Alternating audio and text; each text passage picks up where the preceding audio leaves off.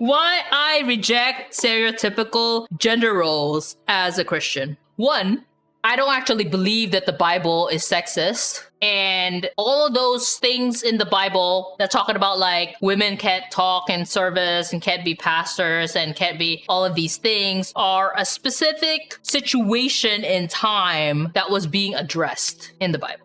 Two, not everyone needs to get married. And for Paul, it's even better if you're not married because the hierarchy back in the day, biblical times, in Paul's time, it was 1 virgin, 2 celibate, 3 widowed, so not remarried, and 4 married. So it's ideal for people not to actually be married. And the only reason why you get married is because you can't control yourself. Of course, that goes into burning passion and all that kind of stuff. That's asceticism because they think that body heat is somehow indicative of passion. So that's a different story. We're not going to go into that. But with that being said, there is nothing wrong with not wanting to get married, period. But if you're not wanting to get married and then you're going to engage in sexual relations with multiple people, that is not your forever person, let's just say it like that because you're not married, okay? Then that is a different story. Number 3 is just because you're married doesn't mean you have to have children. And it boggles my mind how some women think that just because they're married that they are compelled and it is their duty to have children. Not true. Number 4, just because you're infertile, just because you can't have children doesn't mean that you are less of a Christian, less of a woman. Some people believe that. And as a side note, people who want to have children as a single parent and adopt or have a surrogate or have in vitro, that is okay too. Nothing wrong with that. Naturally, it is harder for you to raise a child all by yourself, but if you can afford it, if you have time to allow it, if you have the emotional skill to be able to handle a child all by yourself, or even if you have your parents, your brothers, your sisters to help you, your best friend, whatever it is, you have a village to help, then okay, that's fine too. I know that there are people who would say that single parents are not fit to raise well-rounded children. I would disagree as a person who was raised by a single mom, but she had a village. It would definitely be harder if she was single all by herself without her parents. My mom had support from her parents, from a house staff, and her siblings. I grew up with my cousins and stuff like that, so we had a village. So that's fine too. So growing up, I've always said that 1, I didn't want to get married because,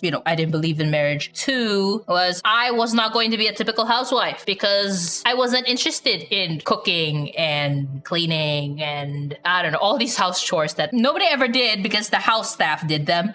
But at the same time, my grandparents expected me to be able to cook and clean for my future husband. Okay? And me, as a young kid, was like, nope, not happening. That is not happening. Okay? I was like, well, he can cook too, right? I don't have to cook. He can cook. I'll just marry somebody who can cook. Whatever. You just be all defiant like that. But anyway.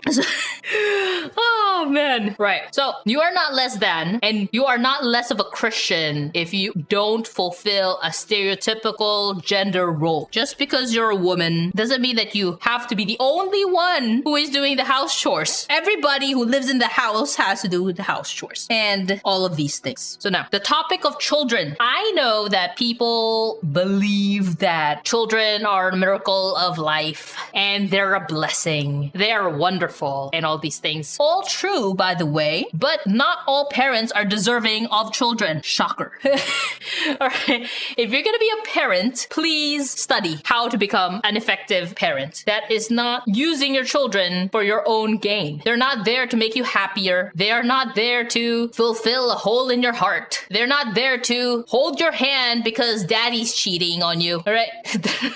They're not your emotional blanket. The children are there for you to raise and love and protect. So it's not your children's job to be the other parent to the other children. It's not there to make you happier because you're lonely. And this goes goes back to how there are a lot of people who are parents who are not fit to be parents, who are not interested in learning how to be effective parents, and they just do what their parents did. And this is kind of like a generational curse, because if your parents were no good, then you have their bad habits, and you're passing that on to your children, who would also be parenting the way you parented them. It's a vicious cycle. Doesn't mean that we should demonize our parents. They were doing their best. They didn't know any better. That's why we are all in therapy and trying to parent ourselves, because we didn't have the best parents. Some more extreme than others. Some totally fine. Like my childhood, I would say I had everything. My childhood was great.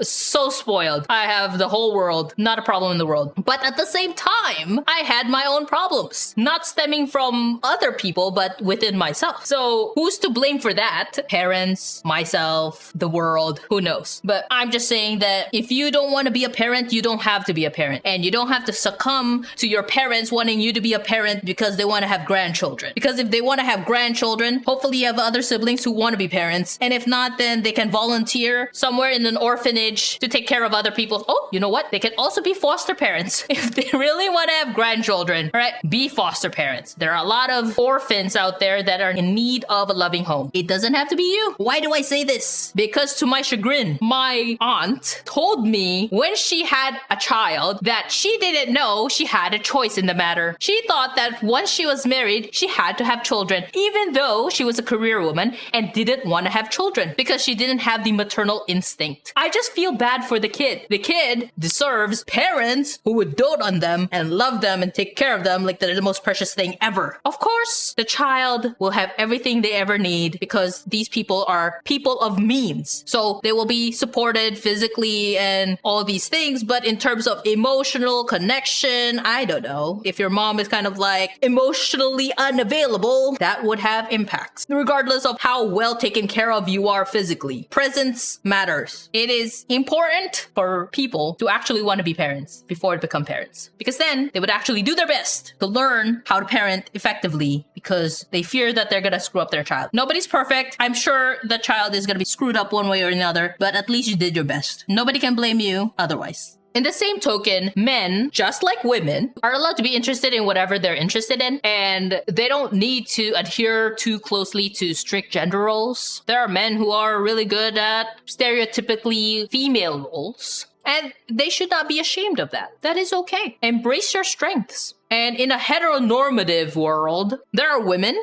who are more masculine, and there are men who are more feminine, and they work too.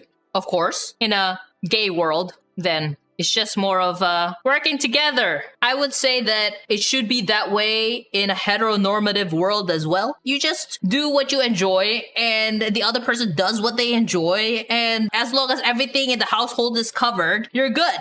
One gets to do something they don't enjoy. The other gets to do something they don't enjoy. Because nobody really wants to take out the trash. Okay. All right. Nobody wants to do that. Nobody wants to clean the toilet. But somehow, somebody's gonna have to compromise. Whoever that person would be, doesn't have to be the man, doesn't have to be the butch, whatever. Whoever it is, you can alternate. As long as it gets done. That's all it is. It's teamwork, regardless of gender roles.